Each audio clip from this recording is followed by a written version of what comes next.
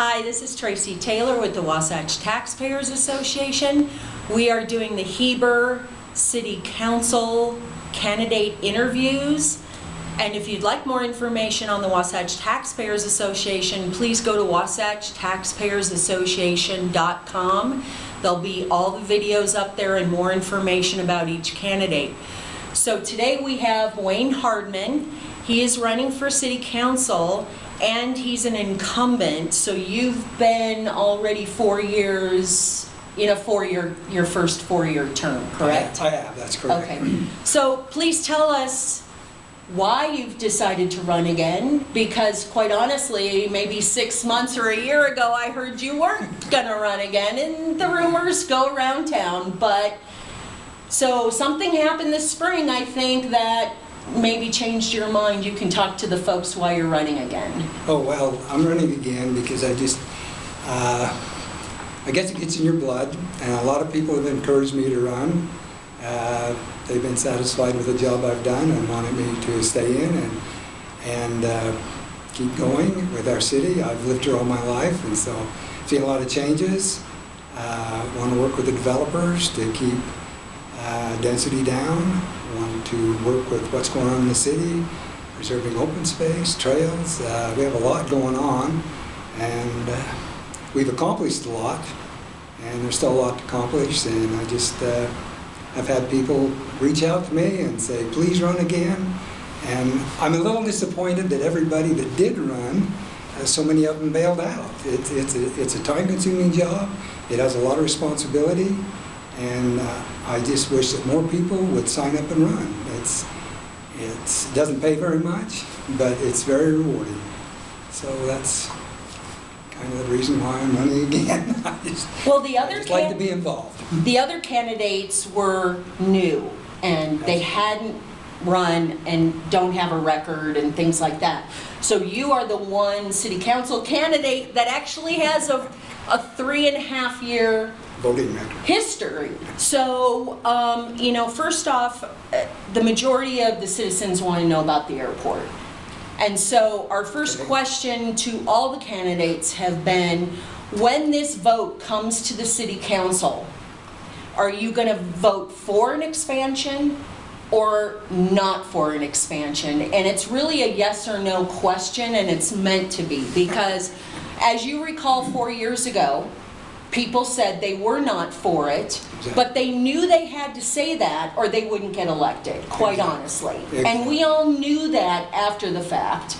But so I don't think the folks this time around want to deal with that. Do you know what I mean? So it's really something that we're going to hold you to moving forward if you get back in, quite honestly. Okay. Well, the airport, it's a fun subject. We have made no decision whatsoever at the time I sat on the council to do anything with the airport. And before we do that, before we make a decision, we will open it up to public comments, to public hearings. We will inform the public, and we have talked about this in our meetings. We will do everything in our power to inform the public on everything that's going down. Right now, we are doing an update of the Heber City Airport, which hadn't been done for a long, long time. And one of the sad things is we are in partners with the FAA. We have taken so much money for them that over the years that airport has been there, that we are kind of bound to the FAA right now.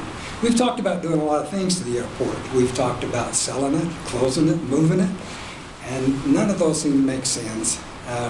But that money you've accepted from the FAA was to keep a B2 airport. There was no ties to expanding the airport. Just because you took that money over the last 20 years does not mean you were obligated to go to a C2 airport. Well, no, the FAA will not force us to go to a CO2 airport. That'll have to be a decision that's made by the city council. Now, the length of the runway right now will not be lengthened. It's as long as it's ever going to be. The width of it is what's in question right now. The safety of landing those planes out there. And that's the thing that we're working towards, is if we're going to have to move them hangars, and this is just a fact, move the hangars off Hangar Row and replace them somewhere else, and widen that runway a little bit to accommodate these planes that are coming in. Okay, It'll so never be a commercial airport, but as far as it is right now, I believe it's going to stay just like it is. so it's going to be you're going to vote to keep it a B2 airport. Is that what I'm hearing? That's what I'm hearing, unless... Because safety is not an issue, quite honestly. It's safe right now. It's a safe B2 airport right now. Well, for the size of plane landing, it's probably not. Well, and it's not the size, it's the number of planes coming in and out and in. And we're really getting busy. And so that's what the FAA looks at, is but what how many we're you've looking got. to, and I hate to cut you off, but I do not want to spend way too much time on this issue, but the citizens want to know if you're going to vote to keep it a B2 airport. And it's really, we've been discussing it for 20 years, but we've really been discussing it for the last 3 that you've been on the city council. So that's where you're telling me before that you will vote for a B2 airport. I'm telling you that I will weigh everything that is presented to us from the FAA into the new direction of the airport when the master plan is done. And then we'll have public hearings, and we'll let the public weigh in, and that's when I'll decide to vote. So you're non-committed right now? I have to be. Okay, I can let's only move give you on the then. facts. Okay. I cannot tell you that I'm only going to vote for a B2 airport, because we may not be able to. Okay. Just a fact going down the road. Okay. But the airport's not going to get any bigger. Okay. The other big issue in the last couple of years has been that resort corner of the North Village overlay zone, okay? And the crossings at North Village. Yes. But the resort corner, as we've talked about it with other candidates, is that southwest corner. And quite honestly, anything west of Highway 40. But the resort corner specifically has been in the annexation map, and in the last year, you know, quite honestly, your role at the city council in the last 3 years has kind of been a swing vote. Yes, it sure has. Yeah, because Heidi and Rachel have been voting for less density everywhere and been very concerned about that resort corner because of the environmental concerns and the development concerns. There's a lot of concerns to everyone about that corner and the view shed there, and it's in the North Field. So they have been on one side. Ryan Stack and Mike Johnston, quite honestly, have weighed in for the opposite side. And so you've been that one vote in the last 3 years that has decided a lot of issues. And so that resort corner a year ago, I'm just filling the folks in so they understand how pivotal your seat is.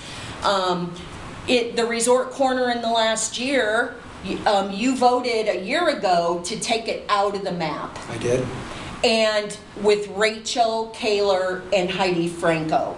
And then this summer, they kept coming back for the past year with different ideas and different options, and then we got a new developer coming in, and now you changed your vote to have it included in the keep it in the annexation map, and I'd like you to explain to the citizens why you voted that way when there were so many citizens that were against that.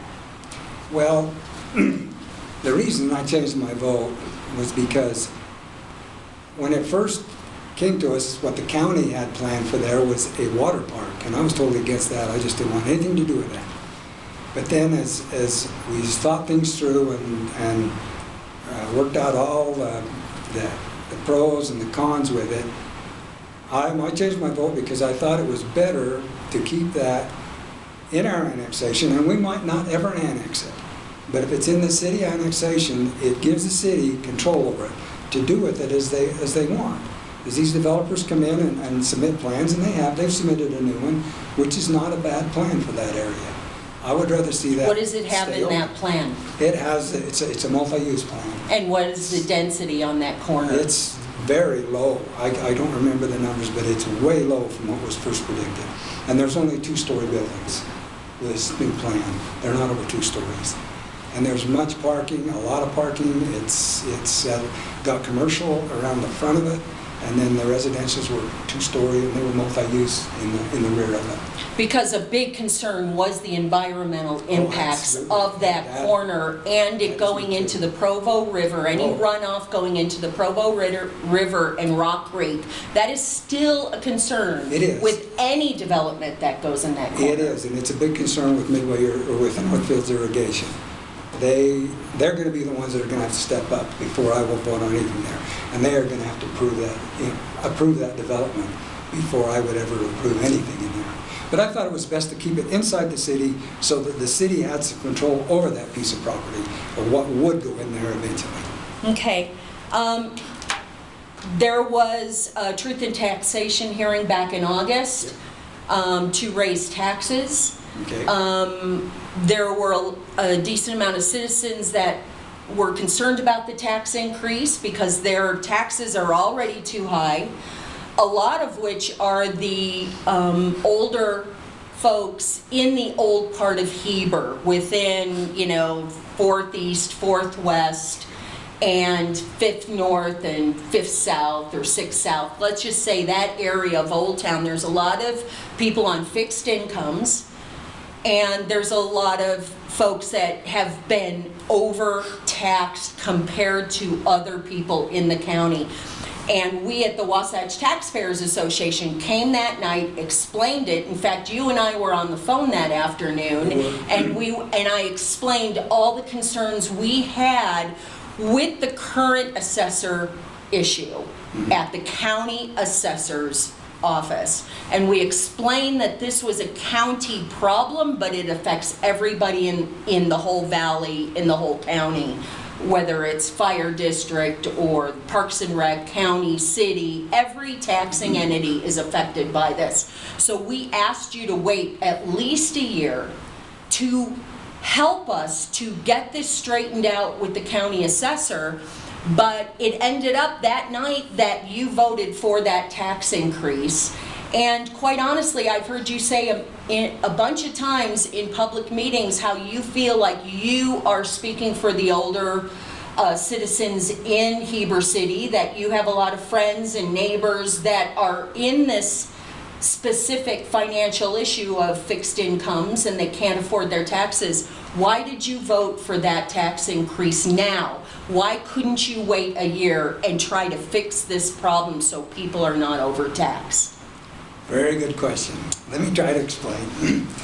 The reason, I was in the meeting with you and you were there when we were at the county council. And they said that this problem will probably not be fixed within a year. It may take 5 or more years to fix it.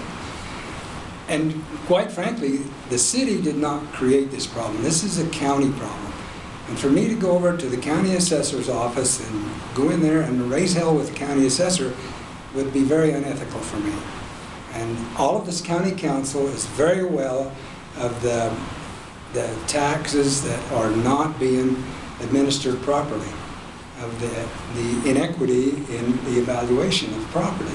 Well, and you understand it's state code to be equitable, to have an equitable system. So I'm questioning just why you feel it would be unethical for you to try to help fix this problem for your constituents. Well, because I think that this is a problem that the assessor and the county have inherited from past assessors, and they are going to have to work it out among themselves. They're going to have to either hire more help, which you made a good point about hiring people who could run the computers and data input people. We don't need appraisers to be doing that. Or however they need to do it, and they can speed this up.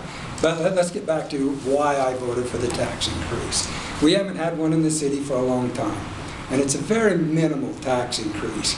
Most people are only going to be paying less than $2 a month for a $400,000 plus home. Some of the businesses are only going to be paying $4 a month. So it was not a huge tax increase.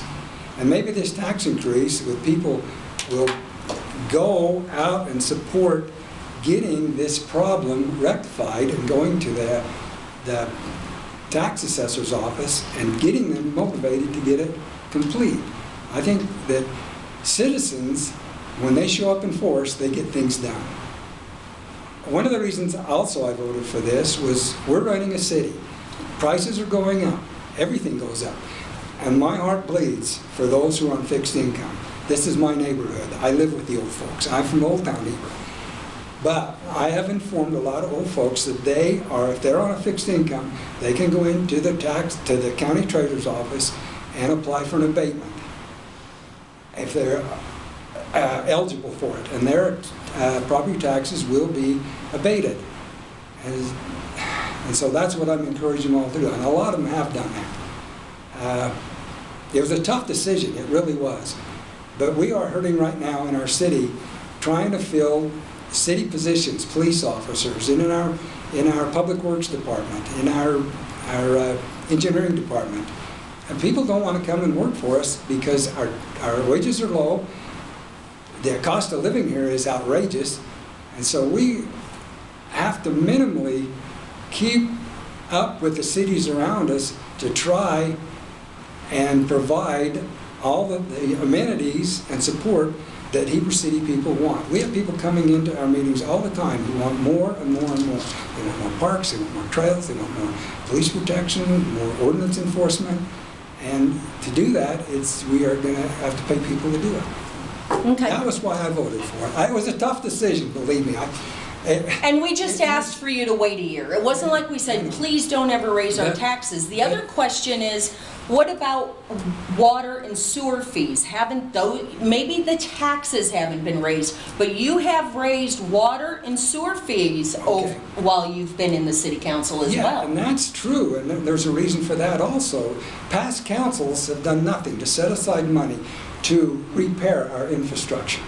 We are having breaks in our water and sewer lines continually that are being, we flooded several homes, and we're on the hook for insurance to bail them out. And if our insurance don't pay it, the city is going to have to pay for that. We are in the middle right now of implementing a huge project, a $23 million project of replacing all the sewer, water, and implementing pressurized irrigation in all of Old Town Heber City. Some of these lines are reaching 70, 80, 100 years old. And so and the reason we've had to raise rates is to help cover that cost, but we're also going after grants, bonds, and some low-income loans. We've just hired an engineering firm to look into this, to help us with this. It's a big project. It's going to be over 2 years. We're going to do the east side first, and then we're going to work on the west side. But the problem is past councils have done nothing. They have slid through. They have said, never mind. And this is an election year. Why would I vote to increase taxes in an election year if I want elected again? Good question. It's because it was needed. It was a needful thing. And to wait a year, it was a minimal. To increase small increments is better than to wait to the end and then say, okay, now we got to have a great big tax. And our argument was with this assessor issue, you were not seeing correct numbers to decide if you had to raise the taxes. You had flawed data because the taxing entity has not done their job of the county assessor. So that was our argument, is until you have correct numbers, are you really going to understand if you need to raise taxes? Well, we get the same amount of taxes no matter what. We have a percentage we have a percentage of the tax that we can take. And it doesn't matter, it is like, I think it's just around $2 million. And our tax increase was only like, I think $38,000, if I'm right, or something like that. And that number stays constant. Right, it doesn't but change. Since there's some constituents in your community that are overtaxed right now, adding more to their burden right now when there might not be necessary if the others would pay their fair share, that was our argument, but let's move on. So the general, no, I know, I could talk about this all day. So the general plan, we spent years, we spent how much money? $150,000 to do the general plan? Something like that. we have this general plan. It showed densities out for 20 years. 2050 was the year that it worked out to. And it said, 11,000 units within or 9,000 units within 25 years. And Sorensen was approved. So that's a big chunk of it. But my point is since we've even just done that general plan in the last couple of years, the densities that have been approved within the city and the city council has far increased the density that was timely to handle that 25-year projection. So we're at, if we had the growth here until 2050, we would be able to handle the general plan. Well, our trajectory of the densities that have been approved in the last 2 years is at a steeper curve. Part of which, quite honestly, has been the city council, and you being the swing vote. There are many developments that have been approved in the last 3 years that you've been on the council, where you have approved higher densities than what even the code says was allowed in that area. And I'd like to understand your reasoning as to why you would lean to the side of the developer and give the developers greater densities in a lot of these developments than what the code and the general plan said we were going to do. Okay. That's a big one. That's a big one. But I don't recall voting for any higher density than was allowed in our code. I'll be honest with you. I have stuck, and some of them have maxed out their density, and I don't remember voting for one that was not in the code, just to give them more density. Okay, there were a bunch of developments here. Coyote Ridge, Kimball Vistas, Sawmill. Was Sawmill before you? Sawmill was before my. Okay, but they did come back and ask for a replat or an amendment to their agreement just recently this summer. Wasn't that Sawmill, or was that? No, Sawmill is trying to get an amendment to build a school, there for some school. But then they wanted extra density to give that school site. They wanted to move some density, yes. Okay. They didn't want to. Turner Mill, Old Mill Village. Turner Mill actually came under density from what they could have got in the beginning when they were under their original zoning. Okay. They are under what they could have originally had. So Coyote Ridge and Old Mill were higher density, and this was just in the last year. That was higher density than what the code was allowing. And so, let's just talk about those two, okay, since we're not maybe remembering going back further. Okay. Coyote Ridge, we kind of got, and this was Heidi and I, this is the one where we wanted a bigger park up there. And so we negotiated with them to get a bigger park. And then in doing so, it kind of backfired on us.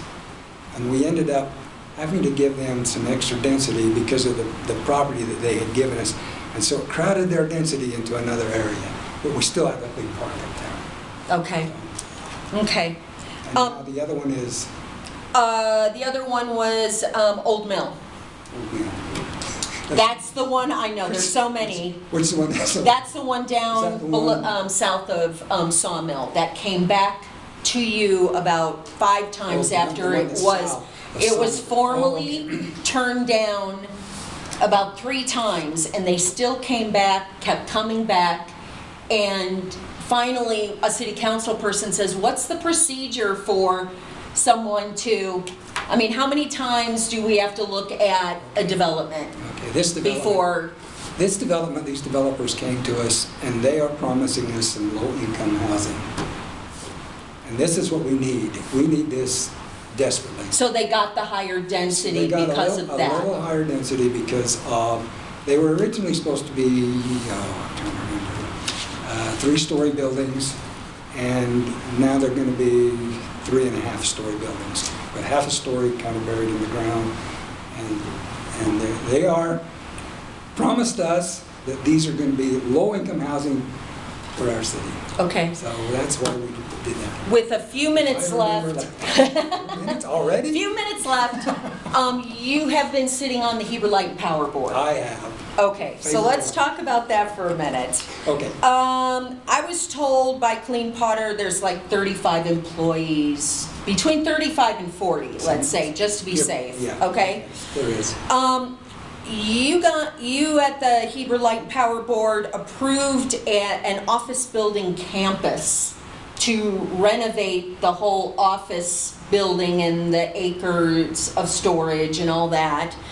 And it's currently $9 million for that facility, when there's really between 35 and 40 employees at Heber Light and Power. And my question is, why did you think that was a good investment for the ratepayers? And also, how does that improve the service at all for the ratepayers that are paying for this investment? Where are they going to see the improvement? Okay, your information is incorrect. We have approved nothing. We have approved no building yet. We have traded property with the county. We've traded them. We now own Cowboy Village. Okay. And they own some acreage that Heber Light and Power owned by the event center. Okay. And that's all that's been done right now. We have Langland. So we still have time to the citizens yes. have time This to is not- give input on this $9 million This is all facility? going to be inputted so the public can see it. It's not going to be $9 million. We can't afford $9 million. Well, that's what I was told by another candidate. So that's have where wrong I'm going from that I was just information. at the Power Board and we talked about this last Wednesday. Okay, great. And we said we need to either go back and redo some of our facilities. We have some old buildings over there that are unsafe to be in. They are not ADA approved. They can't put anything in them. They're set. I don't remember either. And I'm sure there's improvements. There are improvements that need to be made, but whether a $9 million facility is necessary. $9 million Okay. building. That's all in the future. That's to come. And we're trying to consolidate. Instead of having all employees everywhere, we're trying to plan to build one building that is located on the old Cowboy Village to house Heber Light and Power and their employees and everything. Please tell the folks why they should vote for you and where they can contact you. They can contact me on, my phone number is 435-671-1904. Tracy has it, I have hers. You can call me anytime. Wayne Hardman, everyone. You know, whether you vote for me or not, please get out and vote. It's your duty to vote for people you like, or if you don't like, and to come to the meetings. No, Tracy comes all the time, but we don't have enough participation, and people coming to the meetings and yelling at us. We have to wrap it up. Thanks, Wayne. We appreciate it. Thank you, Tracy.